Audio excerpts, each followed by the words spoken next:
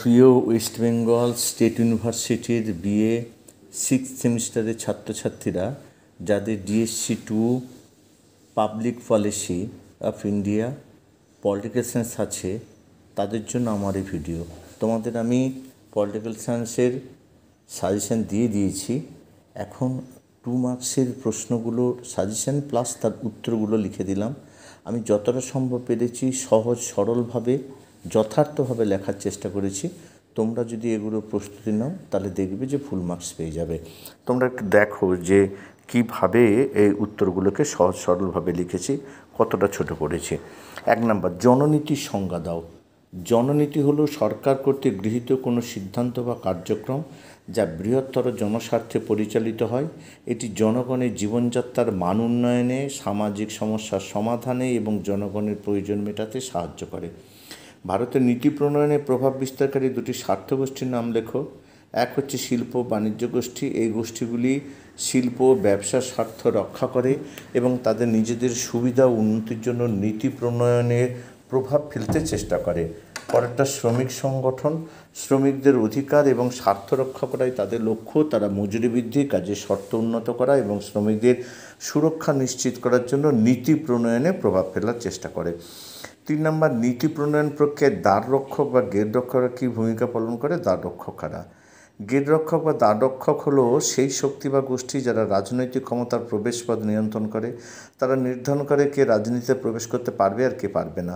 রাজনৈতিক দলসমূহ, গণমাধ্যম, অর্থনৈতিক স্পন্সর বা বড় ব্যবসায়ী গোষ্ঠী, প্রশাসনিক ও বিচার বিভাগীয় কর্তৃপক্ষ প্রমুখের গেটরক্ষকের ভূমিকা পালন করে।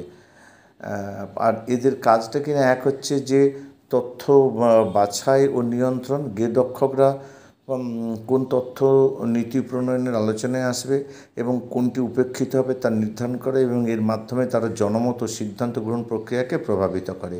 আর 2 হচ্ছে নীতির এজেন্ডা নির্ধারণ। গেটরক্ষকরা ঠিক করে কোন বিষয়গুলো নীতি নির্ধারণকারীদের সামনে উপস্থাপন করা হবে, ফলে কোন বিষয়গুলো গুরুত্ব পাবে বা পাবে না তা অনেকাংশে গেটরক্ষকদের উপর নির্ভর করে। প্রাতিষ্ঠানিকতাবাদ কি? রাষ্ট্রবিজ্ঞান একটি গুরুত্বপূর্ণ তাত্ত্বিক দৃষ্টিভঙ্গি যা রাষ্ট্র ও সমাজে প্রতিষ্ঠিত প্রতিষ্ঠানগুলোর ভূমিকা, গঠন এবং কার্যক্রম বিশ্লেষণ করে। প্রাতিষ্ঠানিকতাবাদ হলো সেই তথ্য বা পদ্ধতি যার মাধ্যমে রাজনৈতিক প্রতিষ্ঠান যেমন সংসদ, সরকার, আদালত, প্রশাসন ইত্যাদি গঠন, কার্যপ্রণালী এবং প্রভাব বিশ্লেষণ করা হয়। পরে 5 হচ্ছে এলিট। প্রবর শব্দের দ্বারা কী বোঝানো হয়? প্রবর শব্দের দ্বারা সমাজে সেই ক্ষুদ্র প্রভাবশালী গোষ্ঠীকে বোঝানো হয় যারা অর্থনৈতিক, রাজনৈতিক, সামাজিক বা সাংস্কৃতিক দিক থেকে অধিক ক্ষমতাসম্পন্ন এবং সমাজ রাষ্ট্রের গুরুত্বপূর্ণ সিদ্ধান্ত গ্রহণে মুখ্য ভূমিকা পালন করে। রাষ্ট্রবিজ্ঞানে প্রবর গোষ্ঠীকে সেই শ্রেণী হিসাবে বিবেচনা করা হয় যারা সংখ্যায় কম হলেও ক্ষমতার কেন্দ্রে অবস্থান করে এবং সাধারণ জনগণের উপর প্রভাব বিস্তার করে থাকে। রাজনীতিবিদ, আমলা, বড় ব্যবসায়ী, কর্পোরেট মালিক প্রবর গোষ্ঠীর অন্তর্ভুক্ত। নীতি প্রণয়ন প্রক্রিয়ায় ইনপুটের ভূমিকা কী? নীতি প্রণয়ন একটি ধারাবাহিক প্রক্রিয়া যেখানে জনগণের চাহিদা, অভিপ্রায়, সমস্যা ও প্রত্যাশা সরকার বা রাষ্ট্রের কাছে পৌঁছায় এবং সেগুলো বিশ্লেষণ করে সিদ্ধান্ত গ্রহণ করা হয়। এই চাহিদা ও প্রত্যাশাগুলো ইনপুট হিসেবে বিবেচিত হয়। ইনপুটের মাধ্যমে জনগণ তাদের সমস্যাবলী, দাবি, অনুযোগ, মতামত এবং পরামর্শ সরকারকে জানায়। এটি একটি গণতান্ত্রিক সরকারের জন্য অত্যন্ত গুরুত্বপূর্ণ। নেহেরুপন্থী দৃষ্টিভঙ্গি 2টি বৈশিষ্ট্য লেখো বা নেহেরুভিয়ান দর্শনের 2টি বৈশিষ্ট্য। এক হচ্ছে ধর্মনিরপেক্ষতা। নেহেরুপন্থী দৃষ্টিভঙ্গিতে রাষ্ট্র ও ধর্মকে পৃথক রাখা হয়। সকল ধর্মের প্রতি সমান শ্রদ্ধা দেখিয়ে রাষ্ট্র কোন ধর্মের পক্ষপাতিত্ব করে না। নেহেরু বিশ্বাস করতেন ধর্মীয় সহিষ্ণুতা ও ধর্মনিরপেক্ষ নীতি ভারতের জাতীয় ঐক্য রক্ষার মূল চাবিকাঠি। সমাজতান্ত্রিক অর্থনীতি। নেহেরুর দৃষ্টিভঙ্গিতে রাষ্ট্রের সক্রিয় হস্তক্ষেপে একটি কল্যাণমুখী সমাজ গঠন করা ছিল অন্যতম লক্ষ্য। রাষ্ট্র মালিকানাধীন শিল্প প্রতিষ্ঠান, পরিকল্পিত অর্থনীতি এবং দারিদ্র্য দূরীকরণ ছিল তার সমাজতান্ত্রিক আদর্শের মূল দিক। ভারতের অর্থনৈতিক উদারীকরণের 2টি বৈশিষ্ট্য লেখো। এক হচ্ছে বেসরকারীকরণ। রাষ্ট্রায়ত্ত শিল্প প্রতিষ্ঠানগুলোর নিয়ন্ত্রণ ধীরে ধীরে বেসরকারি খাতে হস্তান্তর করা হয় যাতে প্রতিযোগিতা বাড়ে এবং দক্ষতা বৃদ্ধি পায়। 2, বৈদেশি বিনিয়োগে ছাড়। বিদেশি সংস্থাগুলিকে ভারতে সহজে বিনিয়োগের সুযোগ দেয়, যেমন বিদেশি প্রত্যক্ষ বিনিয়োগের নিয়ম শিথিল করা। সরকারি বেসরকারি অংশীদারিত্ব বলতে কী বোঝো? সরকারি বেসরকারি অংশীদারিত্ব হচ্ছে এমন একটি কাঠামো যেখানে সরকার ও বেসরকারি খাতের মধ্যে চুক্তিভিত্তিক অংশীদারিত্বের মাধ্যমে অবকাঠামো উন্নয়ন, সেবা প্রদান বা কোনো প্রকল্প বাস্তবায়ন করা হয়, যার উদ্দেশ্য হচ্ছে দক্ষতা বৃদ্ধি, ব্যয় সাশ্রয় এবং জনগণের কল্যাণ নিশ্চিত করা। যেমন একটি মহাসড়ক নির্মাণে সরকার অর্থ অনুমোদন দেয় আর বেসরকারি প্রতিষ্ঠান তা নির্মাণ করে রক্ষণাবেক্ষণ করে। যুক্তিবাদী পছন্দ দৃষ্টিভঙ্গির উদ্দেশ্য কী? যুক্তিবাদী পছন্দ দৃষ্টিভঙ্গির উদ্দেশ্য হলো রাজনৈতিক সিদ্ধান্ত ও আচরণকে যুক্তি, স্বার্থ ও গাণিতিক মডেলের মাধ্যমে বিশ্লেষণ করে বাস্তবতা ভিত্তিক ব্যাখ্যা প্রদান। এক নম্বর হচ্ছে স্বার্থ সংশ্লিষ্ট আচরণ ব্যাখ্যা করে। এই দৃষ্টিভঙ্গি মনে করে মানুষ সর্বদা নিজের স্বার্থে সর্বোচ্চ লাভ নিশ্চিত করতে চায়, তাই রাজনৈতিক সিদ্ধান্ত তারা সেই স্বার্থের দাবি বিবেচনায় নিয়েই নেয়। আর দুই হচ্ছে গাণিতিক বা মডেল ভিত্তিক বিশ্লেষণ। এই দৃষ্টিভঙ্গি জটিল রাজনৈতিক প্রক্রিয়াকে সহজতর করার জন্য গাণিতিক মডেল বা তাত্ত্বিক কাঠামো ব্যবহার করে।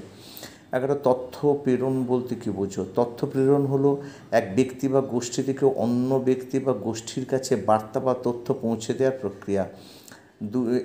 এক নম্বর হচ্ছে এটি জনগণ ও সরকার বা রাজনৈতিক নেতৃবৃন্দের মধ্যে যোগাযোগ স্থাপন করে। দুই হচ্ছে রাজনৈতিক প্রচারণা, নির্বাচন, গণমাধ্যমের ভূমিকা ইত্যাদির ক্ষেত্রে এটি গুরুত্বপূর্ণ ভূমিকা রাখে। আদেশমূলক অর্থনীতি কী? আদেশমূলক অর্থনীতি হলো একটি অর্থনৈতিক ব্যবস্থা যেখানে উৎপাদন, সম্পদ বন্টন এবং মূল্য নির্ধারণ সহ অর্থনীতির সকল প্রকার সিদ্ধান্ত সরকার দ্বারা নিয়ন্ত্রিত ও পরিচালিত হয়। এই ব্যবস্থায় ব্যক্তিগত মালিকানা বা মুক্তবাজার ব্যবস্থা সীমিত থাকে বা একেবারেই থাকে না। এখানে রাষ্ট্র অর্থনৈতিক কর্মকাণ্ডের উপর পূর্ণ নিয়ন্ত্রণ বজায় রাখে এবং কোন পণ্য উৎপাদন হবে, কত হবে, কারা তা পাবে, এই সিদ্ধান্তগুলো সরকার নিজে গ্রহণ করে। তার কেন্দ্রীভূত পরিকল্পিত উন্নয়ন বলতে কী বোঝো? কেন্দ্রীভূত পরিকল্পিত উন্নয়ন বলতে বোঝানো হয় এমন একটি উন্নয়ন প্রক্রিয়া যেখানে দেশের উন্নয়নমূলক কর্মকাণ্ড নীতিমালা একটি নির্দিষ্ট কেন্দ্র, সাধারণত কেন্দ্রীয় সরকার বা রাষ্ট্রের কোনো প্রধান সংস্থা থেকে পরিকল্পিতভাবে নিয়ন্ত্রিত ও পরিচালিত হয়। এই প্রক্রিয়ায় উন্নয়নের সকল সিদ্ধান্ত কেন্দ্রীয় পর্যায়ে গৃহীত হয় এবং স্থানীয় পর্যায়ে তার বাস্তবায়ন হয়। ভারতের মতো দেশে পঞ্চবার্ষিকী পরিকল্পনার জন্য কেন্দ্রীভূত পরিকল্পনা উন্নয়নের একটি উদাহরণ, যেখানে কেন্দ্রীয় পরিকল্পনা কমিশন সার্বিক উন্নয়নের রূপরেখা তৈরি করত। চতুর্থ হচ্ছে রাজনৈতিক অর্থনীতি কী? রাজনৈতিক অর্থনীতি এমন একটি শাখা যেখানে সরকার, নীতি নির্ধারণী প্রতিষ্ঠান এবং অর্থনৈতিক ব্যবস্থা এই সব কিছুর মধ্যে সম্পর্ক বিশ্লেষণ করা হয়। এটি বোঝার চেষ্টা করে যে অর্থনৈতিক নীতি ও সম্পদের বন্টন কীভাবে রাজনৈতিক ক্ষমতা ও সিদ্ধান্তের মাধ্যমে প্রভাবিত হয়। উদাহরণ হিসেবে বলা যায়, এক হচ্ছে সরকার যখন কৃষকদের জন্য ভর্তুকি দেয় সেটা কেবল অর্থনৈতিক সিদ্ধান্ত নয় বরং রাজনৈতিক সিদ্ধান্ত যা ভোট ও জনপ্রিয়তার সঙ্গে সম্পর্কিত। আর দুই হচ্ছে তেল, বিদ্যুৎ বা রপ্তানি নিয়ন্ত্রণ করার মাধ্যমে সরকার অর্থনীতিকে রাজনৈতিকভাবে প্রভাবিত করতে পারে। 15 হচ্ছে ভারতের নীতি প্রণয়নকে প্রভাবিত করেছে এমন 4টি সামাজিক আন্দোলনের নাম লেখো। 1, 1970-এর দশকে চিপকো আন্দোলন যা পরিবেশ সংরক্ষণ, বননীতির উন্নয়নে গুরুত্বপূর্ণ ভূমিকা রেখেছে। 2, 1985-এর দশকে নর্মদা বাঁচাও আন্দোলন যা বড় বাঁধ নির্মাণে বাস্তুচ্যুতি, পরিবেশ ও মানবাধিকার বিষয়নীতিতে পরিবর্তন আনে। 3, দলিত আন্দোলন যা দলিত ও অন্যান্য অনগ্রসরের অধিকারের জন্য কাজ করেছে। আর 4, কৃষক আন্দোলন যা কৃষকদের অধিকার এবং স্বার্থ রক্ষার জন্য সংগ্রাম করেছে। যদি তোমাদের কাছে ভিডিওটি গুরুত্বপূর্ণ বলে মনে হয় তাহলে অবশ্যই তোমরা এটি বন্ধুদের শেয়ার করে তাদেরও জানতে সাহায্য করবে। আর তোমরা যারা আমার চ্যানেলে এখনও পর্যন্ত সাবস্ক্রাইব করোনি অবশ্যই চ্যানেলটিকে সাবস্ক্রাইব করে রাখো, যাতে এই ধরনের যে কোনো নোটস, যে কোনো সাজেশন, যে কোনো ভিডিও তোমাদের কাছে প্রথম পৌঁছে যায়। আজ এই পর্যন্ত, আবার দেখা হবে পরবর্তী কোনো ভিডিওতে।